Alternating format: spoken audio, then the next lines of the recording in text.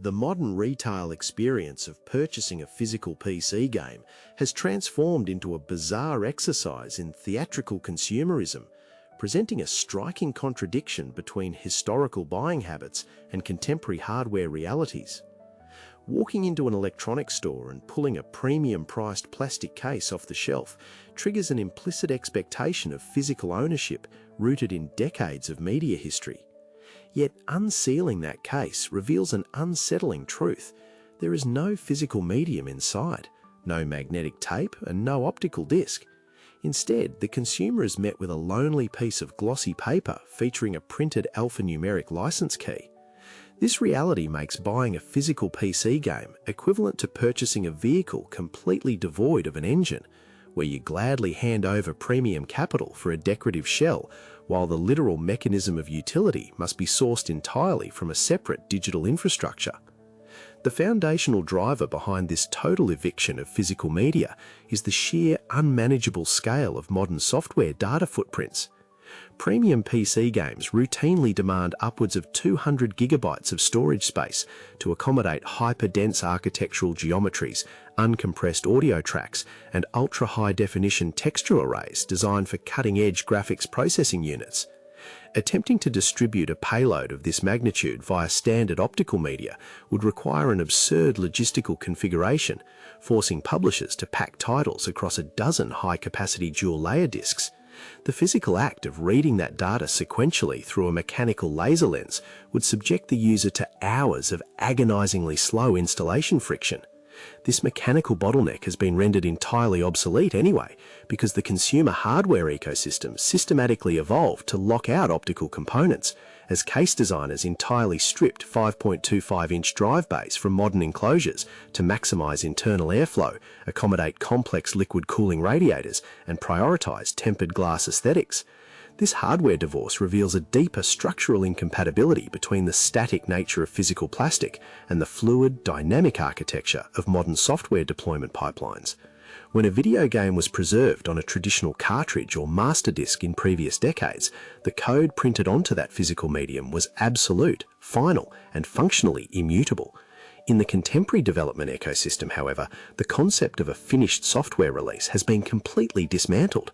The structural pressures of rigid corporate deadlines force development studios to certify a master build of a game months before its actual street date just to satisfy distribution compliance. The production teams then spend the remaining weeks aggressively programming optimizations and fixing critical software errors, culminating in massive day-one updates that completely overwrite the core executables. Consequently, any code stamped onto a permanent physical object is fundamentally broken and obsolete before the product even leaves the shipping warehouse. Furthermore, the structural integration of continuous digital rights management and live service network environments has permanently severed the link between standalone hardware and software execution. Modern PC titles are rarely built as isolated software packages that run locally without external dependencies. They are engineered as client applications that require a continuous handshake with remote cloud server backends. The software must constantly ping digital storefront databases to verify license authenticity, stream dynamic environmental data, and sync player progression matrices in real time. Because these remote servers are updated continuously with server-side hotfixes, balance adjustments, and security patches, a physical disk has no capacity to store or maintain the living state of the game engine. The moment a developer pushes an iterative update to the server architecture, any local static storage archive becomes a historical artifact, incapable of passing the mandatory security handshake required to launch the game. From a corporate and macroeconomic standpoint, the systematic eradication of physical distribution represents the ultimate optimization of software publisher balance sheets. Maintaining a physical supply chain unloads immense financial liabilities onto a company, forcing them to absorb the recurring overhead of plastic injection molding, disc pressing, paper printing, and global maritime logistics. Publishers historically had to calculate precise manufacturing volumes to avoid the twin disasters of retail undersupply or drowning in unsold, depreciating warehouse inventory that retailers would eventually return for credit. By starving out the physical marketplace and funneling 100% of the consumer base into proprietary digital storefronts, corporate entities completely wiped out these physical manufacturing vulnerabilities, expanded their net profit margins significantly, and gained absolute control over global pricing structures. This total corporate transition into a pure digital licensing framework has simultaneously executed a silent, devastating erasure of fundamental consumer ownership protections. Under the historical legal framework of the first sale doctrine, an individual who purchased a physical copy of a creative work maintained the absolute legal right to resell, trade, lend, or donate that specific object as they saw fit, fostering a robust secondary used game marketplace that kept interactive entertainment economically accessible. The migration to digital license vouchers completely circumvented this consumer safeguard, replacing true asset ownership with an untransferable, revocable permission to access a software stream housed on a corporate server. Because the alphanumeric key printed inside that empty retail box binds permanently to a single individualized digital account upon activation, the secondary market for PC software has been completely annihilated, trapping consumers in a closed economic loop where games possess zero residual value. The financial implications of this digital capture extend beyond the storefront, as publishers have successfully externalized their distribution and data infrastructure costs directly onto the end user.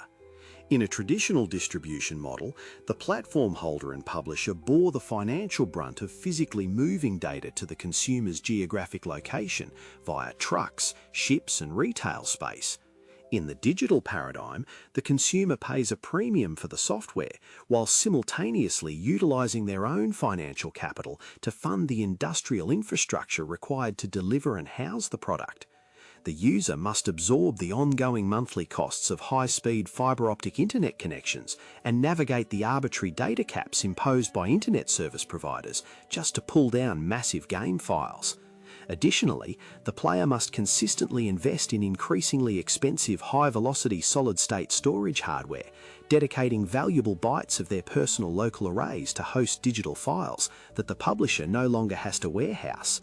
This complete material dissolution has deeply altered the psychological and cultural dynamics of video game collecting, forcing enthusiast communities to redefine what it means to possess a physical trophy of their favorite interactive experiences.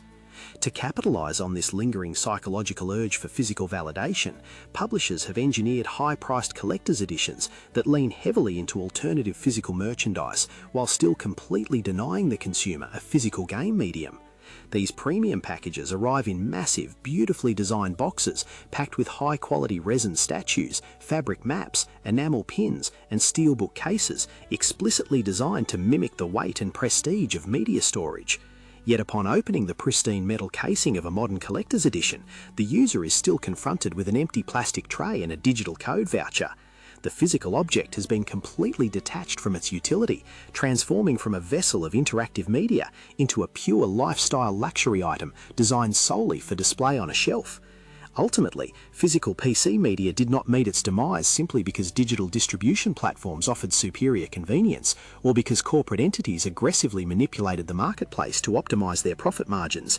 It died because the underlying medium of the video game itself underwent a fundamental evolutionary mutation, transforming from a static, self-contained product into a hyper-connected, continuously mutating digital service.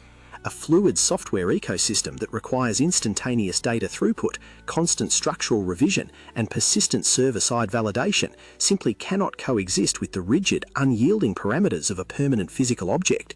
The empty plastic boxes lining retail shelves are merely the vestigial structures of a bygone industrial era, serving as a reminder that in the modern landscape of high-performance personal computing, we no longer collect the games themselves, but rather the temporary permissions required to experience them before they mutate again.